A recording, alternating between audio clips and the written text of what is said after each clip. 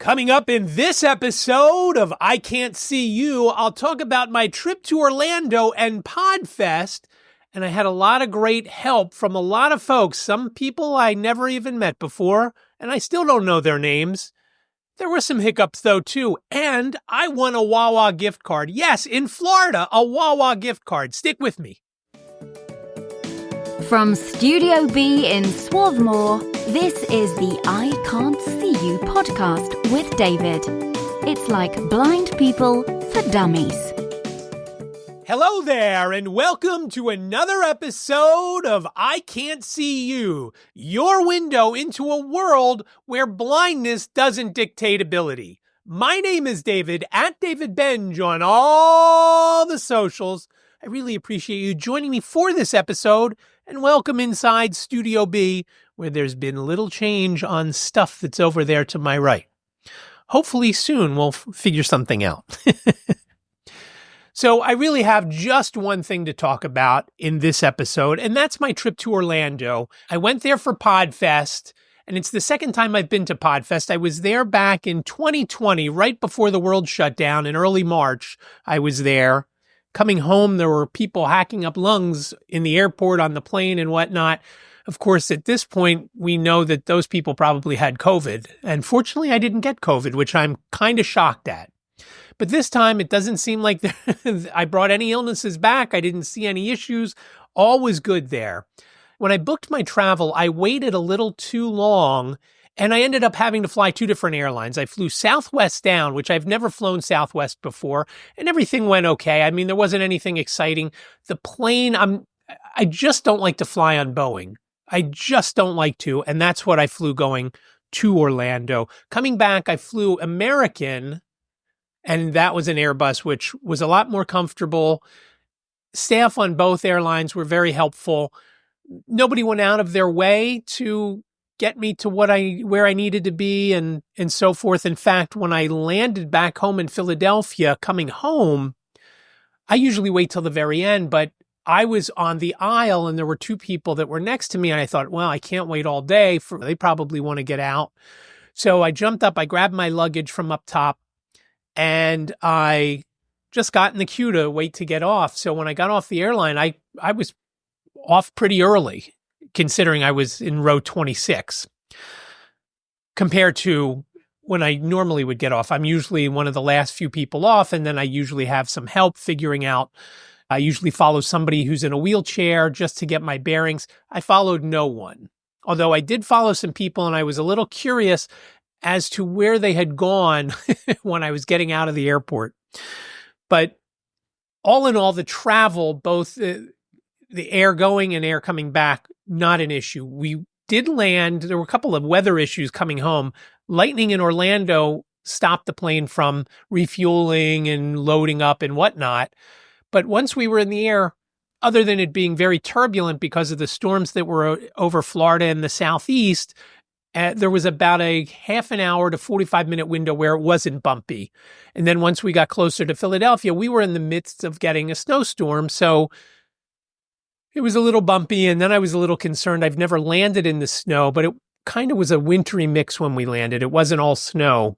And as soon as I got home, I saw there was snow everywhere. So I don't know. We only live about 10 minutes from the airport. The fact that there wasn't a lot of snow there, and then I got home and there was plenty of snow, kind of made me laugh and wonder what the story was. But traveling, the airports, TSA, no issues, and I was happy with that. Although going, when I found the lines for TSA, I got in this line. I saw some people queued up, and this guy comes over to me and said, "Oh, or you got to go through TSA?" And I said, "Yeah." He said, "Are you part of a crew?" And I said, "No." He said, "This is the line for the crew." I said, "Do you know where I've got to go?" He said, "Oh, I'll take you there." I said, "No, just tell me." And he walked me over, and I got in the proper line. Bing, bang, boom. I went through. I don't fight it, but there are many folks in the blind community that will not give up their cane. I know that when I give up the cane, they don't make the person in the wheelchair give up the wheelchair, because how else would they get from point A to point B without it? I don't have a problem with it for two reasons. It's not a battle that I think needs to be fought. They're not going to let me wander off. They're going to make sure they guide me. And I know that some folks will say, well, you're not independently going through. And I get that. But I don't feel that it's a battle. You start fighting about that, and the next thing you know, you're getting strip searched, or you're going through and having to explain everything that's in your bag, whatever it might be. And they're not going to let you wander into a place that you can't be, or they're going to guide you through the magnetometer and they're going to get you there. And that's what happens. And it's not an issue to me. And again, I know there's some folks in the blind community that don't like to give up the cane. I don't have a problem with it because I know that there's an alternative. And that's when you're blind or visually impaired, that there's always an alternative. And you've got to find that sometimes to get to the final result. I want to get through TSA as quickly as possible. I fold my cane up when I was coming from Orlando to here. Oh, it can fold up. Yeah, just put it in the bag in the lunch tray that goes through the X-ray. Going down, they actually just laid it on the belt and sent it through, not folded up. Not a big deal. It's always an issue trying to find the gate. And the one thing that I didn't know coming home, I didn't know the gate. And I texted Jane, and Jane told me B36, and it was actually B56. So I don't know if the gate changed, because that's happened to me quite often, or Jane just read it wrong. Whatever it was, I ended up finding it, and it was not a big deal. And throughout, there was a couple of people that came to me when I was in the airport. Hey, do you need some help? And I said, no, thanks, I'm good. Or if I needed help, I would say, what does that say over there? What's that over there? And again, I had my phone out, so I was reading with Seeing AI. I really wanted a pretzel or a bagel coming home, and I couldn't find one. Jane helped me. Jane was looking on the computer. Jane had plenty of time at the time I was traveling, because it was during the TikTok outage. And she is always on TikTok. So she had plenty of time. It wasn't a big deal for her to look. But traveling wasn't eventful at all. Getting from the airport in Orlando to the hotel, someone saw that I was looking around for something, and I said, is this where I get a taxi or an Uber? And they said, oh, well, their taxis are, he walked outside and said, oh, the taxis are down about 200 yards. I said, okay, thanks. I appreciate that. And he started to walk me down. I said, no, I'm good. I said, I'm heading the right way, right? And he said, yep. And I ended up going and getting a cab. Probably should have done rideshare, because rideshare was around $20 cheaper when I went back to the airport. Got to the airport, checked in, no issues. And I ended up eating at the same place all dinners while I was in Florida. So I got there on Wednesday. So Wednesday, Thursday, Friday, Saturday, ate at this place called the Boardwalk. I stayed at the Orlando Renaissance Hotel at SeaWorld. And very nice hotel. When I walked in there on Wednesday, the 15th, I didn't step outside again until I left for the airport on Sunday, the 19th. And I just think that's funny. There was just a lot going on. There was no need to even go outside. It was a little chilly at night, so I wasn't going to go outside. Now, I later found out they had fire pits near the pool, which I would have loved to have done that. But I didn't. And I found out too late, because I found out on Sunday morning and I was done. I was, after everything went on, I was going to go check out and had to rush to the airport to get there with that 2-hour time that I needed, that I didn't really need to be there 2 hours in advance. When I got to the hotel, the person who checked me in walked me up to the room to make sure I knew what was going on and where it was and so forth. This hotel was really nice. It was very big atrium. It was very similar to the hotel, the Gaylord National, down in suburban Washington. They call it Washington. They call it National Harbor, but it's really about 10 or 15 minutes outside of Washington.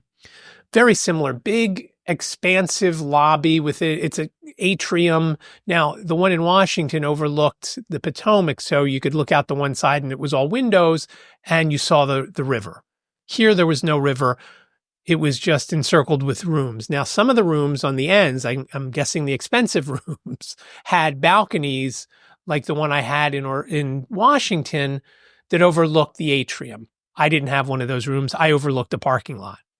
I asked Jane the last day I was there, I said, what am I actually looking at out there? She said, it's a parking lot. I said, okay, no problem. And it didn't matter because I couldn't really tell what it was anyway. The one thing that always startled me the whole time I was there, they had these, I don't know if they were expansion joints, in a sidewalk where there's every 3 or 4 feet, they have it's a new set of cement. There's that little gap, the expansion. The hotel had those in the carpet, and every time my cane hit it, I thought, oh my gosh, what's going on? And then I realized that, it's that joint, and now's my time to move to my left because my room was the next one coming up. So it kind of was good, but it startled me almost every time. The other thing that was an issue, they had 4 elevators. The one that was, if you're standing looking at the elevators all the way to the left, and I had to go left when I came off of I had to go right when I came off of the elevators, there was a short wall. So I actually had to step into the hallway. I had to make sure I took 2 steps off of the elevator into the hallway, because if I didn't, I would run into that wall. And by stepping out into the hallway, I was always worried somebody was going to be coming and I was going to end up running into them. Neither happened. I never ran into the wall, although I came close once or twice, but my cane hit it first. And I made a mental note, if I was on that elevator, to take 2 full steps forward before making the right. Getting around the hotel initially, because it was so big and wondering where all the rooms were and everything else I'm speaking now of the conference. Once I got into my room, I wanted to go register. You could pre-register up until 9:00 on Wednesday night. And so I went down there and I started looking around and I couldn't find anything. And this one guy came up to me, said, can I help you? And I said, yeah. I said, I'm looking for the registration. I want to just go check in. And he said, oh, that's out this way. Come back. You got to turn around and we'll go back out there. Turns out this guy's name was Hunter. And he was very helpful. I went and I checked in. And after I checked in, he saw that I was still looking around and he came back over to me probably 10 minutes or so after I checked in, because I was still trying to get a lay of the land. And the lobby wasn't a grid. There were winding paths and things were blocked off by posts with the expandable, it's almost like a belt that you can pull and they latch onto one another to stop people from going. There were a lot of those, and those were difficult for me to notice and recognize because there's nothing my cane would touch. So sometimes I would walk right into that and feel the resistance of this thing. So I'd back up. And he saw that I was looking around and I asked him, I said, and he came over to me, he said, "Do you need some help?" And I said, "Yeah." I said, "Tell me what's where." And he said, "Back to the left all the way is I forget what he called it. It was basically a grab and go, a Starbucks type of place that had snacks and breakfast sandwiches and tea and Starbucks. Again, the Starbucks drinks were what I was focused on. They also had some fruit. I got a banana there one day. Right in front of that was this place called the Boardwalk, where I ate all my dinners, and it was good. I enjoyed it. I had buffalo mac and cheese the first day and the last day, and then I had a hamburger one day and I think it was a buffalo chicken sandwich another. All were good. And it was just having him tell me where these things were made it a lot easier to figure stuff out. The one thing we didn't do was figure out where the rooms were for the conference the next day, because all of the things that I was going to the first day of the event were what was called Peninsula, and they were numbered 1 through 7. Because I didn't know, when I first went down there on Thursday morning, someone came up to me, and it's kind of funny. Someone came up to me and said, "Do you need some help?" And he said, "Oh, I know you. I saw you in DC." And it was the French guy who I knew. I said, "Oh, you're from Paris, but now live in Montreal." I said, "I'm sorry, I don't remember your name." He said, "It's Jeremy." I said, "Oh, okay, cool. It's good to see you again." I said, "I'm going to Peninsula 3. He said, "It's about 50 meters down on the right." Well, when I went 50 meters down, there was a hallway there that had Peninsula 1, 2, and 3, but I think I needed to go to 5 on that one. And that was down the hallway further and around the corner. I found it was no big deal. But once I knew where those things were, I was good to go.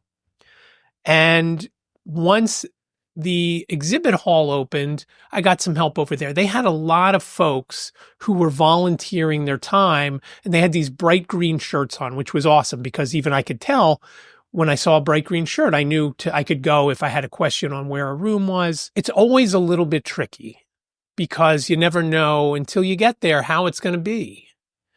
And so it worked out well. I had no trouble once I figured everything out. And again, if I did, there were people around that I could ask. Now, some of the cool things that went on, and so many people helped. I knew I'd tell you about Hunter, and then I later found out Hunter was Wendy's son. Wendy was one of the people that worked for PodFest. And I had talked to her on a Zoom call that they had before I actually even left for the event. And I said, listen, I'm blind. Is there going to be somebody that can, I don't know that I need it for sure, but is there someone that can help me if I do need it? Yes. Send me your information so I have it. And then we traded emails. So I had her contact info so I could text her and she could text me. And we texted once or twice. And fortunately, I never actually had to reach out to her because of these folks who were all around who were either volunteering or just other event goers that saw that I may have needed some help and helped me out. But it was funny and ironic that Wendy was Hunter's mom. And because Wendy was very helpful to me, both on the Zoom call to reassure me that I was going to be able to get to where I needed to be. And then Hunter was so helpful noticing that I needed some help or was kind of curious of what was going on. So he came back to me to give me some information. All was awesome. And that was, and I'm jumping around here, but at the end of PodFest, they have this thing called gratitude. And you have 30 seconds. Anybody who wants to can go up on stage and talk to the event, whatever they want to talk about. One person talked about their podcast and what they do. Not really for that, but okay. But when I went up there, I had mentioned this after coming back from Podcast Movement. I enjoyed Podcast Movement when I was down in Washington in the summer. But PodFest, I realized when I was at Podcast Movement, was more of a community. And this just reaffirmed that everyone was very helpful there. I had people come over to me. There was an event where you got to meet people and you switched tables. Now, I was one of the ones that didn't switch a table because it would just, I would have taken the whole time to get from the current table to the next table because you didn't just go to the next table next door. They were big round tables with 8 or so seats. So you had to kind of wander around to find what table number you had to go to. This guy came over to me after, and I don't remember his name, but he said he was a dentist. And there was a dentist, an offshoot of PodFest. They had several other events. One was for military, one was dental. And he came over to me after and he said, boy, you're really impressive. So you inspire me to be here and so forth and so on. And we hear that a lot of blind folks. Oh, you're so inspiring to be here and the way you do everything and so forth and so on. Someone who's also blind said, as long as it's not inspiration porn with what we were doing for another event, nothing to do with PodFest, but this other event that Lisa and I had done a couple of months ago. And I said, no, it's not inspiration porn. It's just we want to show folks that blind folks can do this stuff. So I got up and I reiterated what I just said, basically that I was at another podcasting event. And while I learned a lot from the sessions, the community wasn't the same. Podcast Movement was, I don't want to say corporate, but ABC was there, NPR and so forth. And there may have been folks from those outlets at PodFest, but this was more independent people, independent podcasters, smaller. I don't want to say smaller because John Lee Dumas was there. He has 170 million downloads. If you've ever listened to Entrepreneurs on Fire, he was there. He gave the opening keynote and Michael O'Neill was there. I met Michael O'Neill back in 2020. Somebody I'd listened to who actually was one of the people that got my podcast off the ground, basically, just from following him and listening to his advice on his podcast. And I told him, and we walked around the exhibit hall, and he helped me out then. Now, Well, I'm mentioning the exhibit hall. Let's talk about that because it opened up at like 3:00 in the afternoon and there wasn't a session that I wanted to be at. So I thought, oh, I'll go over to the exhibit hall. And first of all, everybody else had that same idea. Second of all, because it was a zoo, it was packed and it was loud. And I have my phone out and I'm waving it around with Seeing AI open, but I couldn't hear it. And the only time I used my AirPod Pros was when I was in the hotel room because I didn't want to lose one while I was out and about or on the plane and then not be able to find it. I thought in the hotel, I would probably be able to find it. And I never lost it, so it didn't matter. But I didn't have my wired earbuds on me. So I figured, you know what? I'm just going to walk out. I just can't, I couldn't find anything. There was just, I couldn't hear what my phone was saying and it was so loud. 2 or 3 people deep to each booth. So there was just no way I was going to be able to get to the booth and figure out what they were selling. Now we talked to a guy yesterday on White Canes Connect and the next episode, episode 123, it should be out probably around the same time this episode drops, sometime around the 27th, 28th, that has developed a way for blind and visually impaired folks to listen and get guidance from any kind of map, whether it's outside using Google Maps or Apple Maps or indoors at exhibit halls and things like that. Could have used that for this. And I'll talk more about Audium and XR navigation a little bit later. So the exhibit hall wasn't going to be easy. I did end up going back later on because I saw an email and it said, go to the Blackmagic Design booth and ask about DaVinci Resolve or the Atom Switcher, and I forget what it's called. I was interested in both, but DaVinci Resolve, it just so happens I had downloaded it a couple days before I went down to Orlando because I'm going to try that out as far as editing goes for the video. Now, I've since found out that it's got more of a learning curve than CapCut, which I used. I'll get to CapCut in a second. But I went over there a couple days later, and it was right near the Celsius booth. Celsius is an energy drink. I got a Celsius. They were giving them out. I left it ended up leaving it in the refrigerator of the hotel. And I went over to Blackmagic and I asked the guy about the switcher, which I really don't need because I don't do live streams at this point. But I did talk to him about DaVinci Resolve and we talked about it for quite a while. And I said, oh, do you mind if I get a picture with you so that I can go get a gift card? I didn't know where the gift cards were for. So he said, sure. And I took one and he's telling me a little bit to the left, a little bit to the left. I ended up taking a picture. You see about 1/8 of my face. You couldn't even tell it's me, but you could see the guy and it was on my phone. So the guy who was handing out the gift cards said it's fine. Now, here was the funny thing. There were 3 choices I could have. I could have a Starbucks gift card. I could have a gift card for the restaurant in the hotel that did breakfast, or I could have a Wawa gift card. Now, if you're not from the Philadelphia area, you probably don't know what Wawa is. And that's what made me laugh. I said, are you serious? A Wawa gift card? He said, yeah. There's a handful of them in Florida, in Central Florida. And I know Chris Kremitzos, who is the founder of PodFest, loves a lot of their stuff. The Gobbler Bowl or whatever that's called around Thanksgiving and so forth. So I thought it was hysterical. Here is this place, here is this convenience store where in the Philadelphia area, I bet there's 500 of them. And I think they have maybe 1,000 throughout the US. So I came home with a $5 Wawa gift card, which I just think is hysterical. But that was the only other time that I was in the exhibit hall because it was just, even when it wasn't packed, it was just so hard to figure out where I was. And I hate to go up to a booth and say, oh, what do you do? And then have to listen to a 5 or 10 minute pitch on something I have no desire or no want or need for. And so I didn't. I didn't go back and walk around and ask and so forth. And I was okay with that. I mean, I was disappointed I was also disappointed that Descript wasn't there. And there was a lot of talk through a lot of the sessions about Descript and other AI.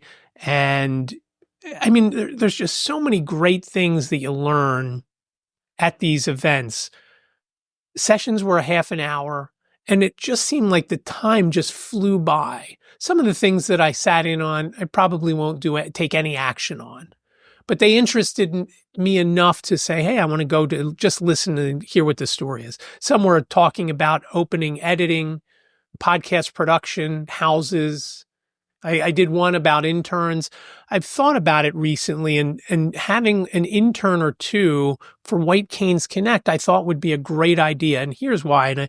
And I know if you listen to that Real Blind Tech Show, Brian always says whenever he makes a mistake, he said, time to fire the interns.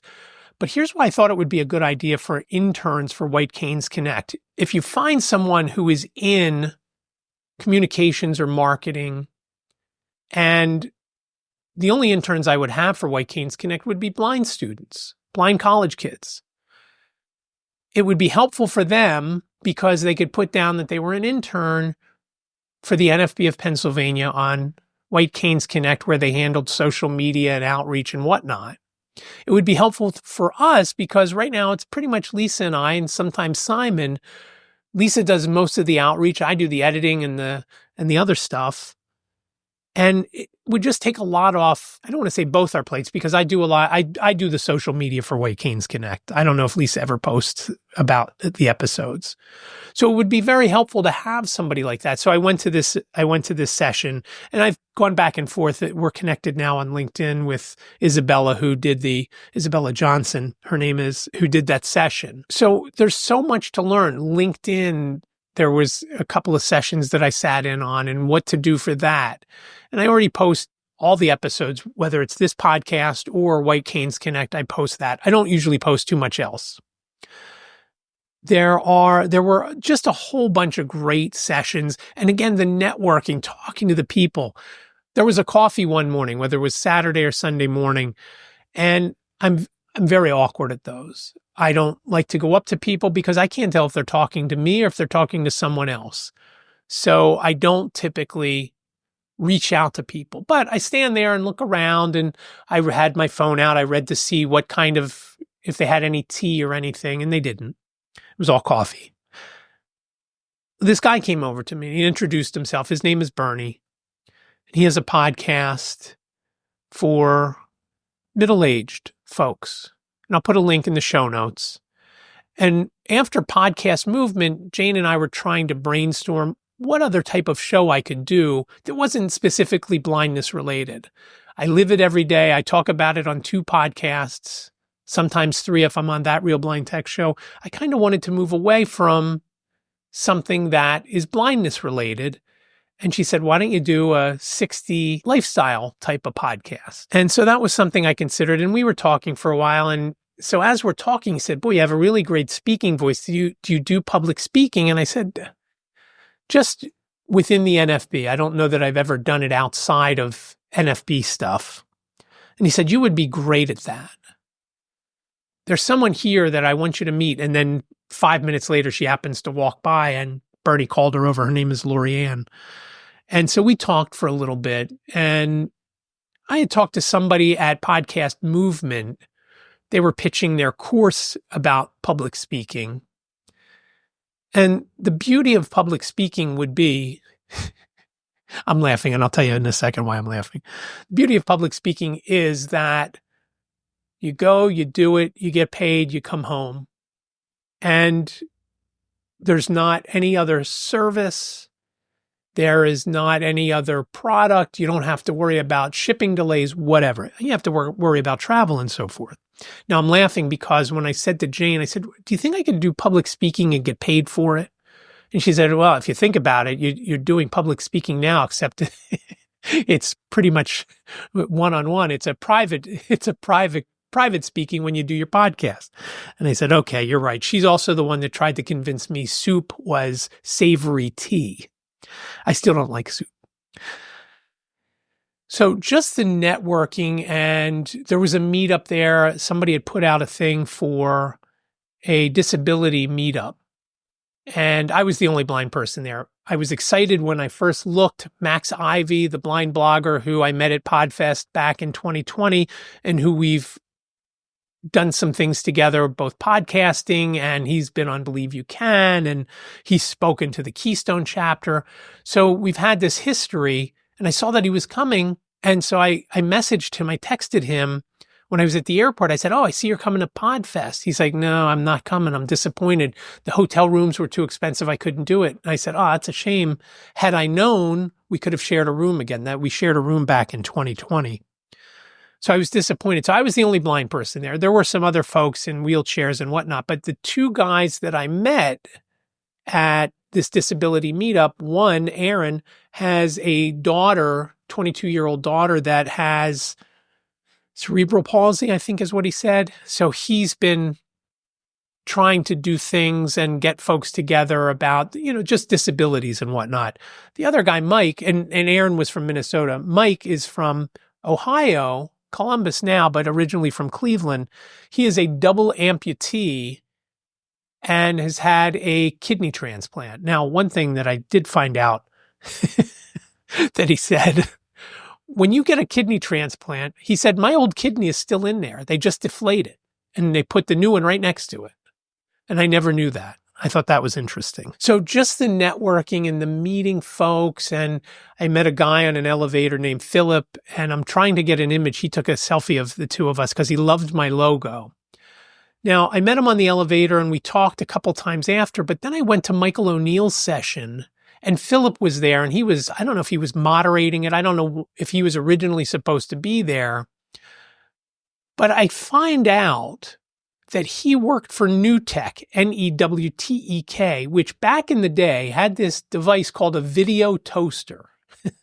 And I had one, ran on an Amiga computer. If you remember Commodore computers, Commodore was based in this area, was based in Westchester. So I believe their U.S. headquarters, maybe if not their global headquarters, was in Westchester. Some of you older folks may have had a Commodore 64 back in the day. The Amiga computers came out after the Commodore 64s. And the video toaster ran on that. It was like a full-blown TV thing on the computer. Other than that, you couldn't edit it. It was a switcher and things like that. It was awesome. I had so much fun with that. I never really did anything with it, though. It was basically an expensive toy. But it was so cool that he worked there, and he was one of the ones that developed this thing called a TriCaster, which was basically a television studio in a box. It was about $5,000. They developed it for colleges and high schools so they could do their sports and do them live so their fans could watch without being at the event. So it was just so cool that Philip had a big hand in developing this. Now, the other cool thing was, and he was telling me as we were walking together one day, what he did, and that he sets up television studios for folks. And we were talking, and he was telling me about how he set up a studio for, I think it was a deaf college. And he said he's never had to do a studio that didn't have to worry about audio. He said, but the lines of sight had to be clean because obviously sign language, everybody had to be able to see, whether it was to read lips or to read the sign.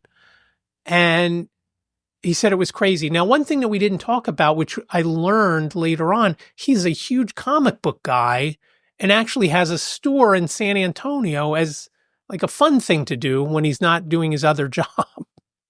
And that came out in the session with Michael O'Neill. They did a little, Michael O'Neill's thing was about interviewing, and he talked about how you could do interviews better and how to introduce people and so forth and so on.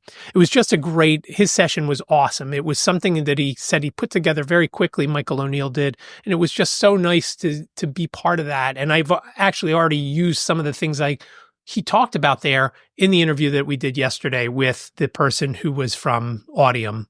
And I'm interested to see how it sounds when I go back to edit that. I haven't edited it yet. But just the event itself and meeting people. And again, I don't meet a ton of people because if somebody's going to meet me, they come up to me or they say something to me because I don't know if somebody is looking at me. I don't know if somebody is talking to me. And in the elevator, of course, when there's only two of us, I know, right? Or I assume, unless they're on the phone.